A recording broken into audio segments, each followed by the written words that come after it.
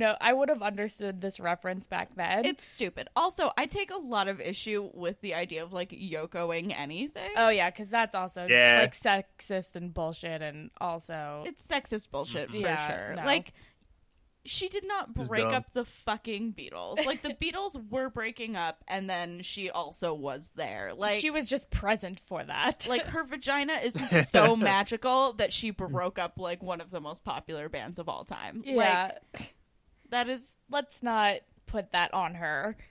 She already had enough to deal with being fucking married to John Lennon, who had his own demons. He was a lot. Anyway... They don't know who the Beatles are. I don't understand. That's the end of the scene.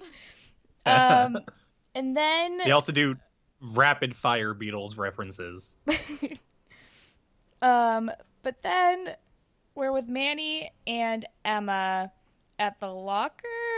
I don't know. Emma's like, Damien this, Damien that. He volunteers at an animal shelter, even though his mom is allergic. He loves it. And Manny's like, all right, I guess we're doing this again. Manny is just sick of everyone's shit. She's like, I just want to go hang out with my weird old boyfriend.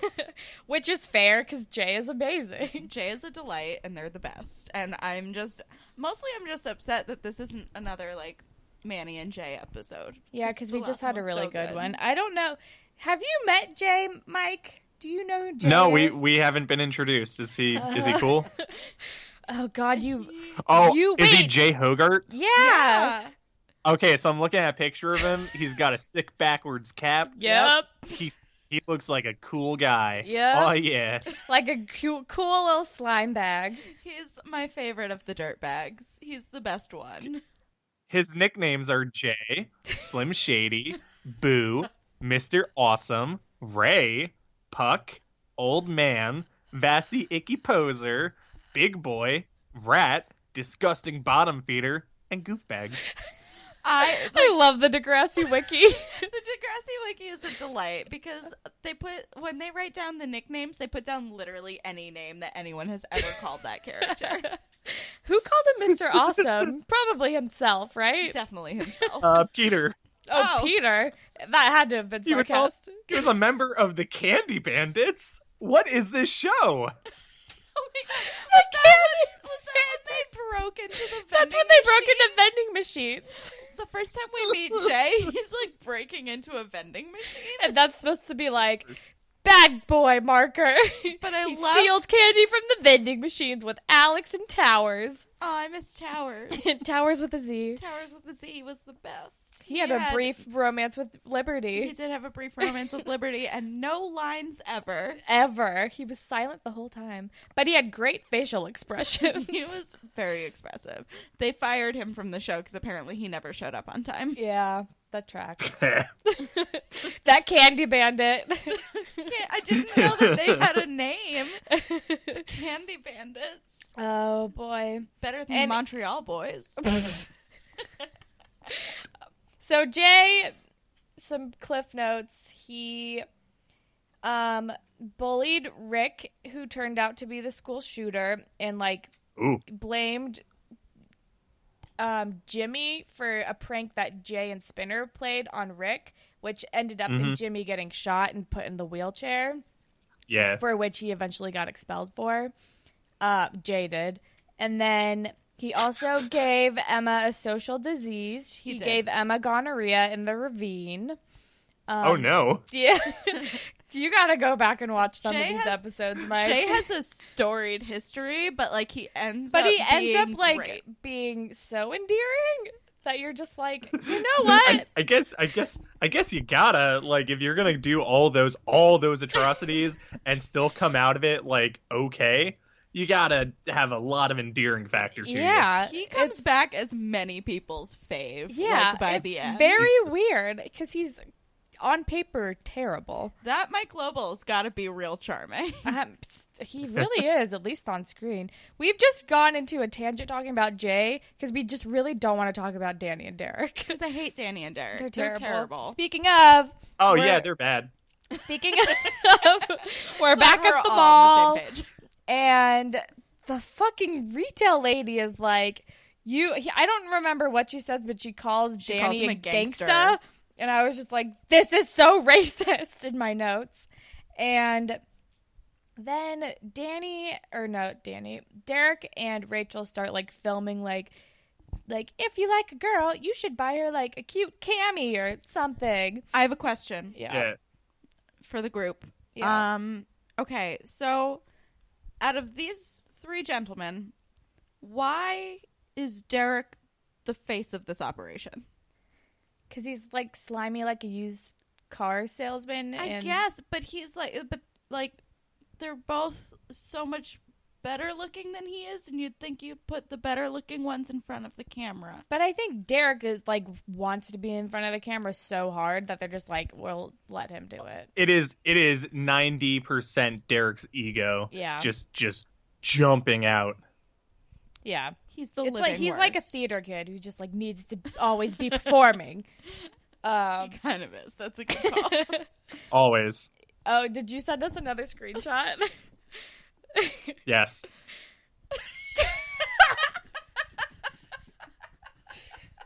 Oh, it's just a zoom in on the freeze frame.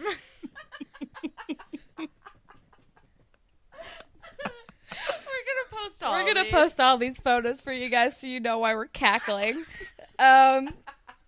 So then, I'm gonna send you guys a screenshot of my notes where underneath that freeze frame picture in just all capital letters I wrote help.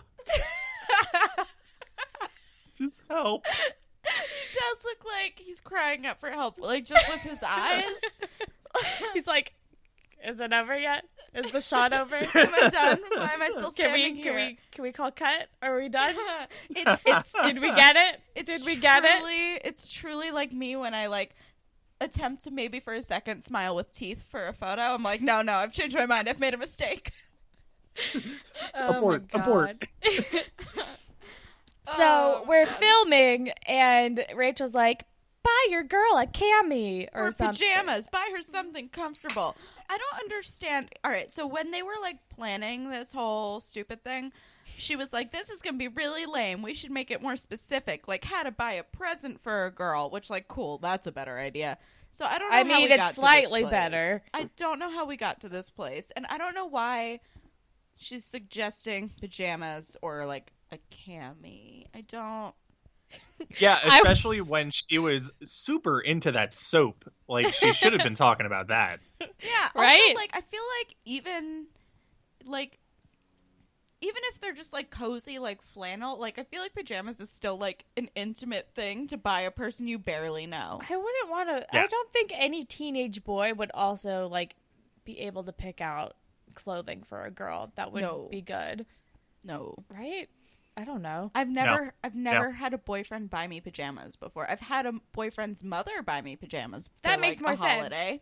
Because like a mom knows how to find cute pajamas, and it's like, you're here anyway, whatever. Buying your girlfriend clothes is just a recipe for disaster, because if you buy it too, like the sizing, just like the Sizing size, alone. guessing her size alone is just always, that's going to end in disaster and cause like There's really body like dysmorphia.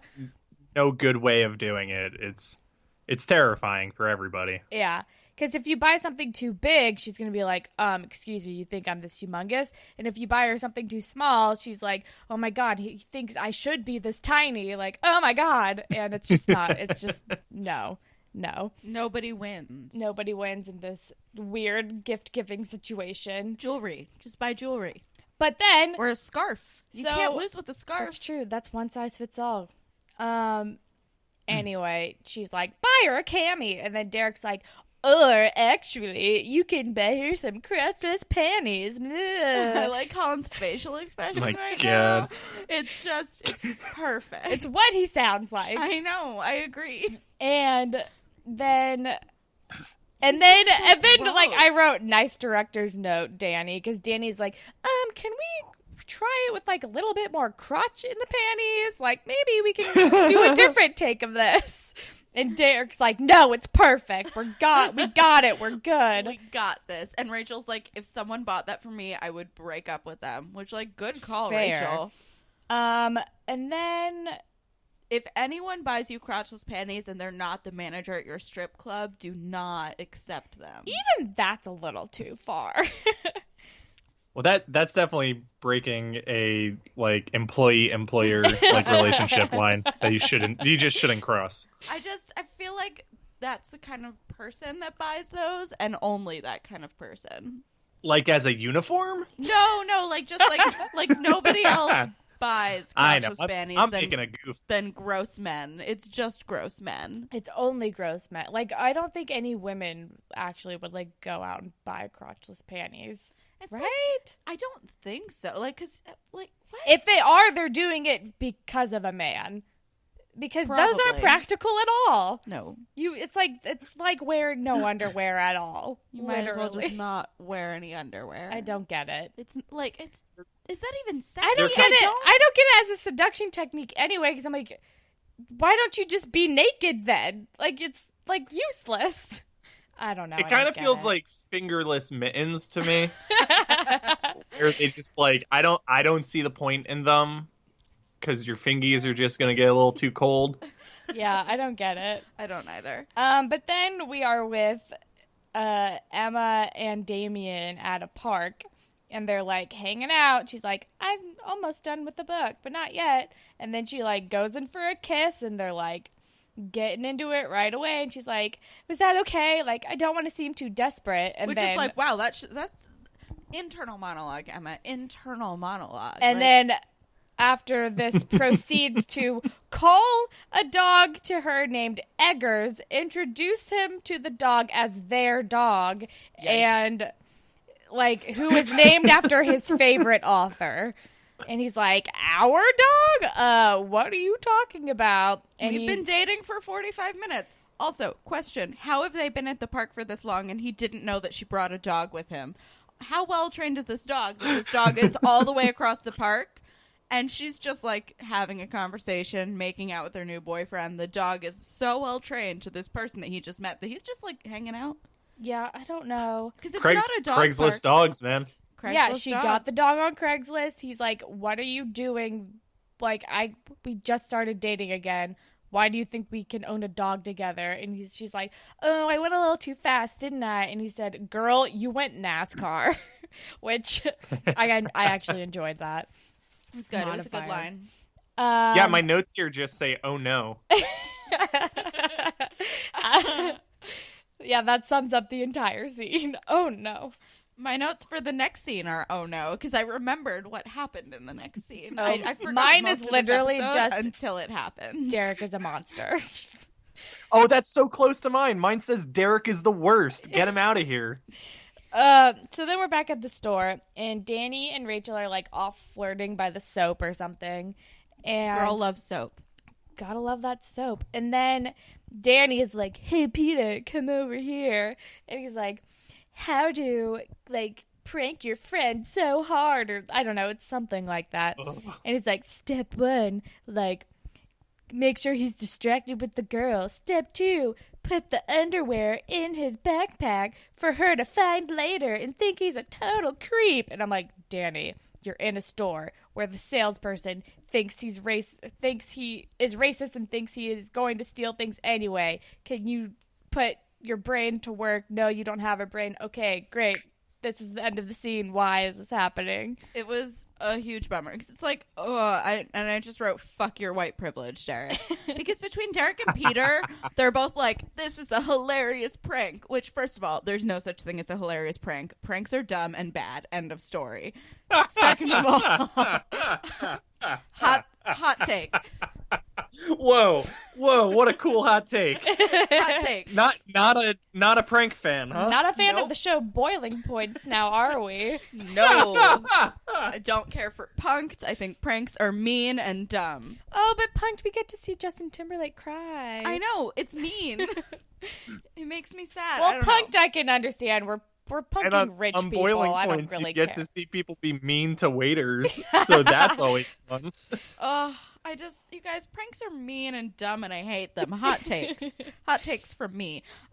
Anyway, so yeah, like Derek and Peter are both like, this is hilarious and it's going to be great. And I'm like, you're both so dumb. Like, it doesn't even occur to them. Like, they've been watching this salesperson like be racist and shitty, and there's like It's not even subtle how racist she is. no, she's just No, like she's outwardly, very vocal about it. She's just